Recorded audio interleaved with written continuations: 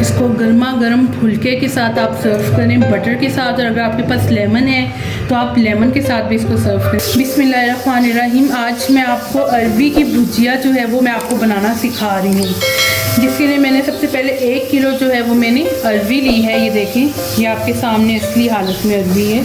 सबसे पहले आपने इसे धोना है, धो के आपने इसे खुश्क कर लेना है, फिर आपने इसके छिलके उतार के इसे बारीक बारीक काट लेना है। याद रहे कि आपने काटने के बाद या छीलने के बाद इसे नहीं धोना, क्योंकि इसके अंदर लेस निकल आएगी। अगर इसके अंदर से लेस निकल आए तो फिर आपकी अरबी की भुजिया बिल्कुल भी अच्छी नहीं बनेगी। इसके लिए हमें किन किन मसालों की ज़रूरत है। सबसे पहले मेरे पास यहाँ पे, आपके पास अगर एक बड़ा प्याज है तो आप एक बड़ा प्याज ले लें। मेरे पास 3 अदद छोटे प्याज थे, इस वजह से मैंने 3 अदद बिल्कुल स्मॉल साइज़ के प्याज लेनी है।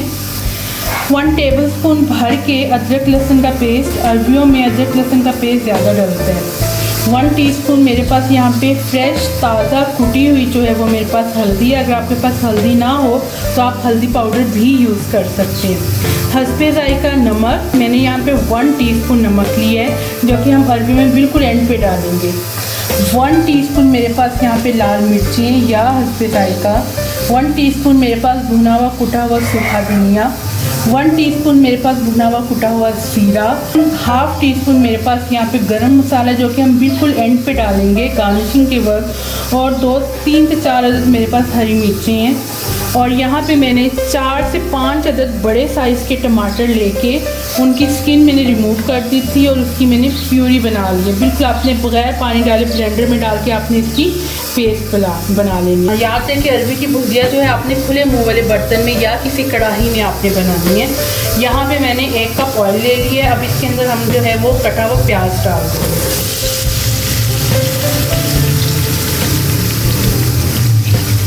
इसका आपने कलर नहीं चेंज करना, इसे आपने जस्ट सोते करना है कि इसका जो थोड़ा सा जो कच्चापन है प्याज का वो ख़त्म हो जाए।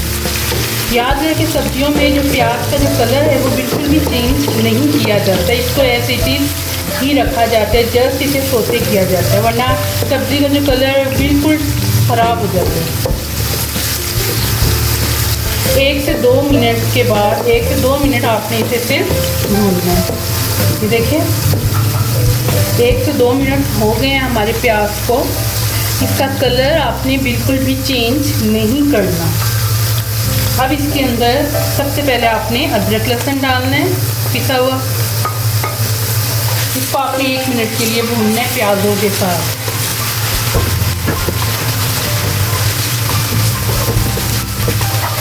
जब अदरक लहसुन जो है उसके अंदर से खुशबू आना शुरू हो जाए, 1 मिनट हो जाए, तो फिर आपने बाकी मसाले जो हैं वो इसके अंदर डाल देंगे।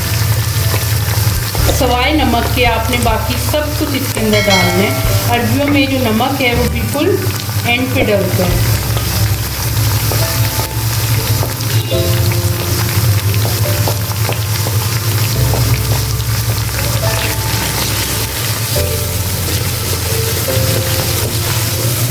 हरा धनिया, पुदीना और हरी मिर्ची हम एंड पे डालेंगे गार्निशिंग के बाद।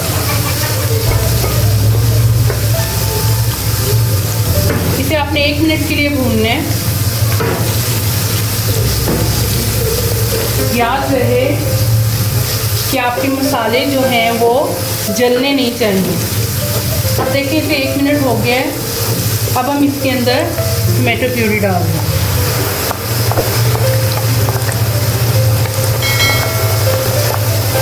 अब इस टमाटो प्यूरी के साथ इन सारे मसालों को आपने 10 मिनट तक भूनना है।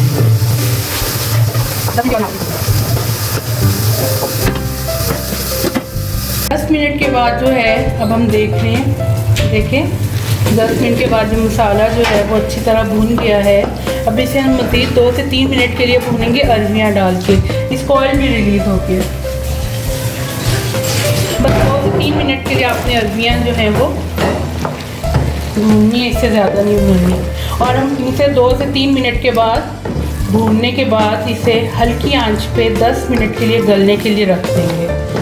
याद है कि अरबियों में कभी भी पानी नहीं डलता, इसका अपना ही पानी निकलेगा जो इसे गलाएगा।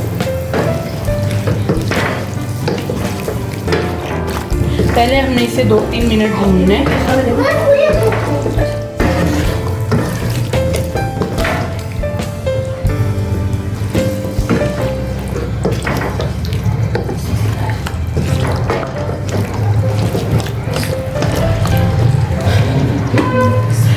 इसे 10 मिनट के लिए या उस वक्त तक जब तक कि अरबियाँ जो है आपकी गल ना जाए आपने इसे। अब लास्ट का स्टेप मैं आपको बताऊंगी कि इसके अंदर हरा धनिया, पुदीना, गरम मसाला, नींबू और हरी मिर्चें जाएंगी।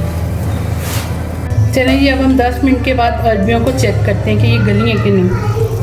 ये देखें माशाल्लाह से इसका ऑयल भी निकल आया है और मैं आपको दिखाती हूँ कि ये गली हैं कि नहीं।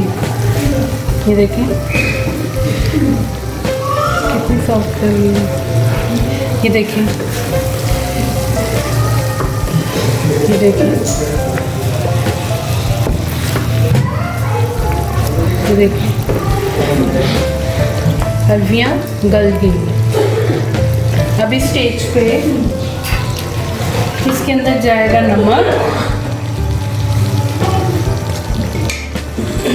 नमक डाल के हमने सिर्फ 1-2 मिनट तक इसे पकाना है।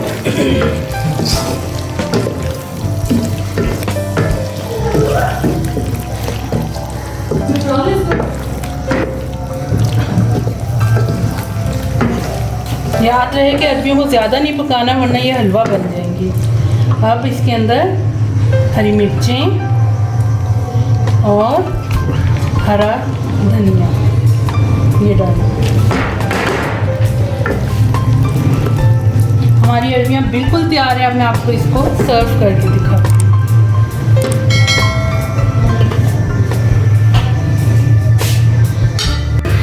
इसको गर्मा गर्म फुलके के साथ आप सर्व करें, बटर के साथ। और अगर आपके पास लेमन है तो आप लेमन के साथ भी इसको सर्व करें। मेरे पास इस टाइम लेमन नहीं था। मैं उम्मीद करती हूँ कि बाकी रेसिपीज़ की तरह मेरी ये भी रेसिपी आपको अच्छी लगी होगी। अगर आपको मेरी ये रेसिपी अच्छी लगी है तो मेरी वीडियो को करें लाइक और चैनल को करें सब्सक्राइब करने से ये फ़ायदा होगा कि मेरी आने वाली जितनी भी नई वीडियोज़ हैं उनका नोटिफिकेशन सबसे पहले आप तक पहुँचेगा। इसी के साथ मुझे दीजिए इजाज़त। इंशाअल्लाह ताला ज़िंदगी रही तो एक और नई ज़बरदस्त सी रेसिपी के साथ आपकी खिदमत में हाजिर होंगी। अल्लाह हाफिज़।